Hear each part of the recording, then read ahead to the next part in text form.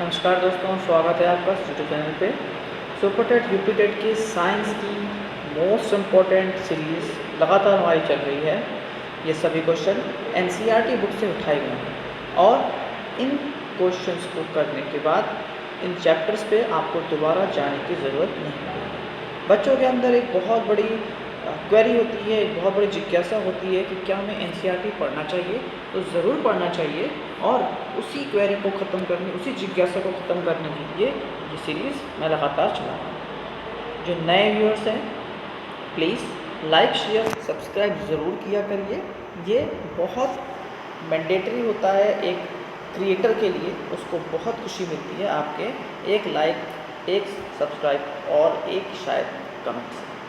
अगर आपको लगता है कि मैं अच्छा काम करता हूँ, आप मुझे यूपीआई पे भी रिवॉर्ड कर सकते हैं। चलिए आगे बढ़ते हैं। जो चैप्टर हमारा अगला है वो है फ्रिक्शन, घर्षण।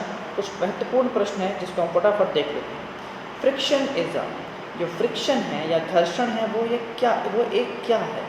वह एक नॉन कॉन्टैक्ट फोर्स है। देखिए, कुछ हिंदी स्टूडेंट वाले जो हैं तो उनको मैं एक चीज़ बता दूँ, जो क्वेश्चन रिपीट हो चुके हैं या जिनकी हिंदी में ऑलरेडी बता चुका हूँ, तो बार बार मैं हिंदी ना रिपीट करके सीधे इंग्लिश बता देता हूँ। क्यों? क्योंकि एक बार हम वो चीज़ पढ़ चुके हैं। तो अगर आपने लास्ट वीडियो देखी होगी तो इन सभी चीज़ों का आपको हिंदी वहाँ पे मिल चुकी होगी। तो बार बार हिंदी इंग्लिश के चक्कर में ना पढ़ते हुए कंटेंट पे हम लोग आते हैं। तो फ्रिक्शन क्या है, घर्षण क्या है? एक नॉन कॉन्टैक्ट फोर्स है, मतलब कॉन्टैक्ट में नहीं आने वाला एक फोर्स है। कॉन्टैक्ट फोर्स है, संपर्क में आने वाला फोर्स है। मैग्नेटिक फोर्स है या फिर इलेक्ट्रोस्टैटिक फोर्स है। मैग्नेटिक मतलब चुंबक वाला जिसको हम कहते हैं, और इलेक्ट्रोस्टैटिक मतलब क्या हो गया? विद्युतीय जो फोर्स है। तो जो फ्रिक्शन है वो एक किस प्रकार का फोर्स है? तो बिल्कुल जो इसका सही उत्तर है वो है option number B, contact force. हम पिछले वीडियो में बहुत अच्छे से समझ चुके हैं कि कॉन्टैक्ट फोर्स और नॉन कॉन्टैक्ट फोर्स क्या होते हैं। तो अगर आपने लास्ट वीडियो नहीं देखा तो प्लीज़ उस वीडियो को देख के आइए। अगला क्वेश्चन है, which of the following produces least friction? निम्नलिखित में से कौन सा सबसे कम घर्षण पैदा करता है? कौन? Sliding friction, rolling friction, composite friction या स्टैटिक फ्रिक्शन? सर्पी घर्षण, बेलन घर्षण या फिर स्थैतिक घर्षण? कंपोजिट का मतलब यहाँ पर केवल होता है मिश्रण।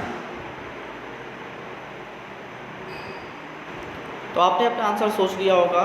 जो सबसे लीस्ट फ्रिक्शन है वो आपका रोलिंग फ्रिक्शन जनरेट करता है, इसको हम बेलन घर्षण कहते हैं। अगला क्वेश्चन देखते हैं, फ्रिक्शन ऑलवेज, जो फ्रिक्शन है वो हमेशा क्या करता है?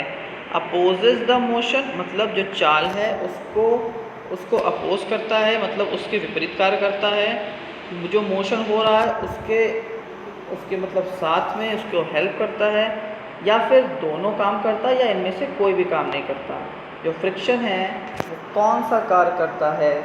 दोनों कार्य करता है, अपोज करता है या विपरीत दिशा में काम करता है, या फिर मोशन के साथ उसकी मदद करता है। तो बिल्कुल अगर आपने ऑप्शन नंबर सोचा है, ऑप्शन नंबर ए, इसका है अपोजिस द मोशन, मतलब जो ऑप्शन ए है वो सही है।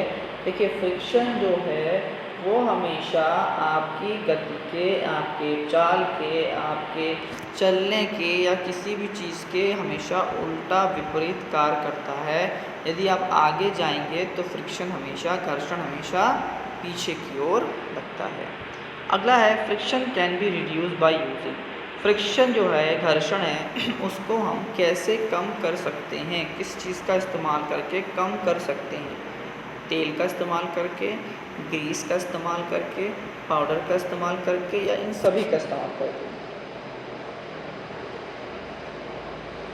आपने आंसर सोच लिया होगा।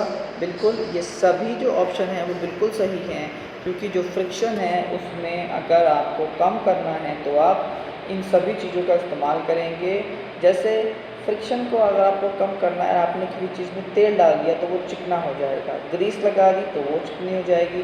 पाउडर, जैसे आप कैरम बोर्ड खेलते हैं तो गोटी जो आपकी जब खिसक नहीं रही होती तो वहाँ पे फ्रिक्शन बहुत ज़्यादा होता है, आप पाउडर डाल देते हैं तो गोटी बड़े ही आराम से खिसक जाती है। अगला क्वेश्चन देख लेते हैं, static friction is less than. ये क्वेश्चन मापिएगा, बहुत इंपॉर्टेंट हो जाता है तीनों फ्रिक्शन के बारे में कि कौन ज़्यादा कौन कम। ये बड़ा ही महत्वपूर्ण प्रश्न बनता है इस चैप्टर से कि जो स्टैटिक फ्रिक्शन है वो किससे कम होता है, स्लाइडिंग फ्रिक्शन से, रोलिंग फ्रिक्शन से, या दोनों से, या इनमें से किसी से भी नहीं। अब देखिए इसकी हिंदी हम पहले ही पढ़ चुके हैं तो इसलिए बार बार इसकी हम हिंदी रिपीट नहीं करेंगे। स्टैटिक फ्रिक्शन किससे कम होता है, स्लाइडिंग फ्रिक्शन से, रोलिंग फ्रिक्शन से, या फिर दोनों से, या इनमें से किसी में से भी। तो अगर आपने सोचा है ऑप्शन नंबर डी तो बिल्कुल सही है। स्टैटिक फ्रिक्शन जो है वो इन दोनों में से किसी से कम नहीं होता है। अगला क्वेश्चन है whenever the surface in contact tend to move और move with respect to each other the force of friction comes into play. जब भी संपर्क में सतहें एक दूसरे के सापेक्ष गति करती हैं या चलती हैं तो घर्षण बल काम में आता है। यह कब होता है, only if the object are solid, कब दोनों ऑब्जेक्ट ठोस होंगे, if only one of the two object is liquid, या तो इनमें से कोई भी एक लिक्विड पदार्थ होगा, only if one of the two object is gaseous, मतलब एक उसमें से गैसियस होना चाहिए, या फिर irrespective of whether the object are solid liquid और गैस, या फिर इससे मतलब नहीं है कि सॉलिड होगा, लिक्विड होगा या गैस होगा।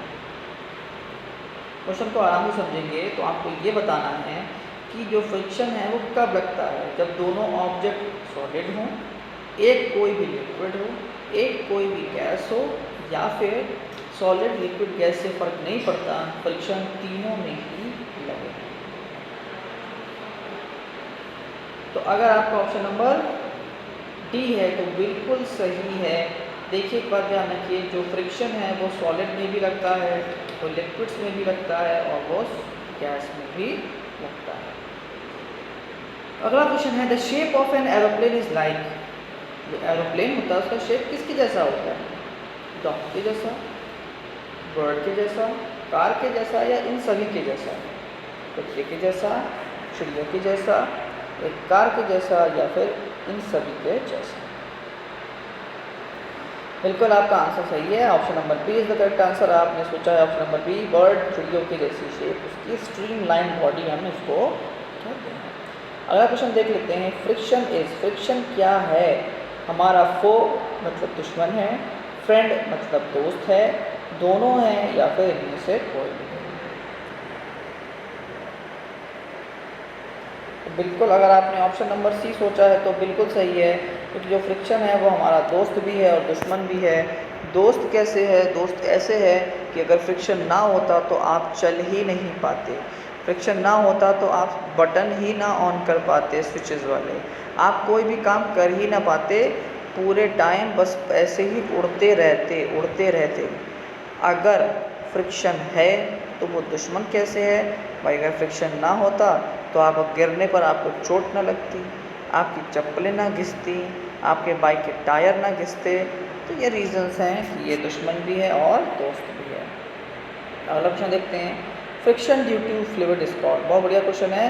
द्रवों के कारण होने वाले घर्षण को क्या कहते हैं, फोर्स कहते हैं, प्रेशर कहते हैं, फ्रिक्शन कहते हैं, या ड्रैग कहते हैं। इन सबकी हिंदी आपको पता होगी। फोर्स को हम बल कहते हैं, फ्रिक्शन को घर्षण कहते हैं, ड्रैग के लिए मैंने लिख दिया घर्षण, और प्रेशर को हम दबाव कहते हैं।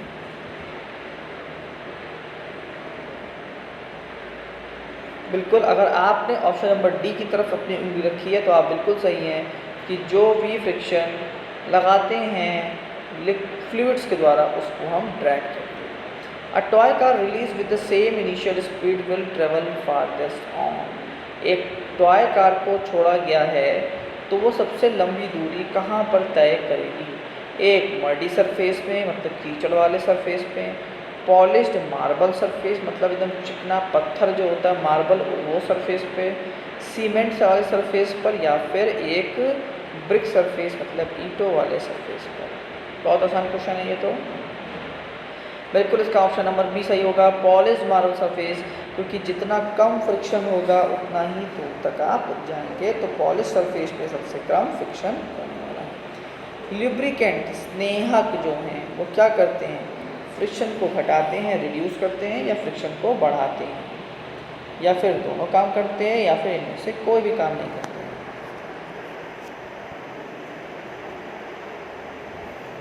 बिल्कुल, अगर आपने सोच चुके हैं इसका आंसर, भैया जो लुब्रिकेंट हैं जिसको हम ऑयल कहते हैं, ग्रीस कहते हैं और आपका पाउडर है, ये सभी क्या हैं? ये सभी आपके लुब्रिकेंट या स्नेहक कहलाते हैं और ये फ्रिक्शन को कम करने के काम में आते हैं। तो ऑप्शन नंबर ए बिल्कुल सही होगा। Force of friction depends on, अब बड़ा अच्छा क्वेश्चन है भाई, जो फ्रिक्शन होता है वो किस पर डिपेंड करता है? ये बहुत महत्वपूर्ण क्वेश्चन है। रफनेस ऑफ सरफेस, सतह की खुरदरेपन पे, स्मूथनेस ऑफ सरफेस, सतह के चिकनाई पर, इंक्लिनेशन ऑफ द सरफेस, सतह के झुकाव पर, या फिर इन सभी पर।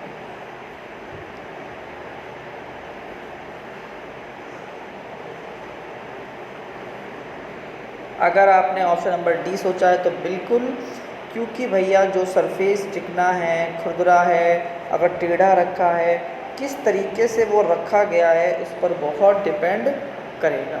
अगला क्वेश्चन है फ्लूइड्स आर, द्रव पदार्थ कौन से होते हैं? लिक्विड को हम फ्लूइड कहते हैं, गैस को फ्लूइड कहते हैं, दोनों को फ्लूइड कहते हैं, या इनमें से किसी को भी फ्लूइड नहीं कहते हैं?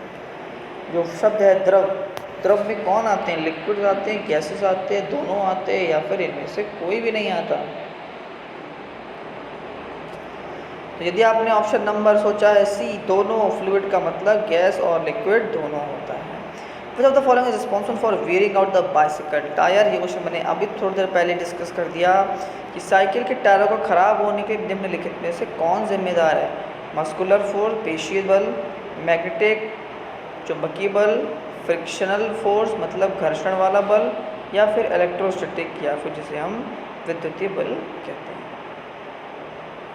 तो इसका आंसर थोड़े पहले बता चुका हूँ कि इसको हम कहते हैं फ्रिक्शनल फोर्स या फिर घर्षण बल। अगला क्वेश्चन है arrange forces due to rolling, static and sliding friction in an increasing order. बहुत बढ़िया प्रश्न है आप लोगों के लिए, बहुत बढ़िया। रोलिंग, स्थिर या रपट, इन तीनों में इंक्रीजिंग ऑर्डर में आपको सेट करना है, बढ़ते क्रम में सेट करना है कि सबसे ज़्यादा फ्रिक्शन किस में होगा? रोलिंग में, स्टैटिक में, स्लाइडिंग में, स्टैटिक में फिर रोलिंग में फिर स्लाइडिंग में, रोलिंग में, स्लाइडिंग में फिर स्टैटिक में, या फिर स्लाइडिंग में फिर स्टैटिक में फिर रोलिंग में। इसका आंसर आप 2 सेकंड बता सकते हैं, क्योंकि अभी थोड़ी देर पहले ही हम लोगों ने एक क्वेश्चन कर चुके हैं इसी चीज़ पर रिलेटेड, तो आपको समस्या ज़्यादा नहीं होनी चाहिए।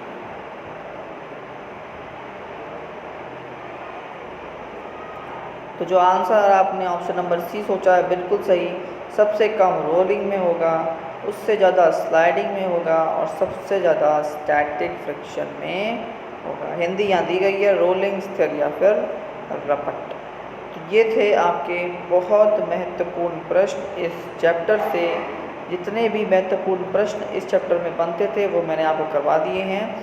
भाई जितने भी व्यूअर्स हैं, लाइक शेयर सब्सक्राइब किया करिए। आपके एक छोटे से काम से बहुत ही ज़्यादा प्रेरणा मिलती है और काम करने में मज़ा भी आता है।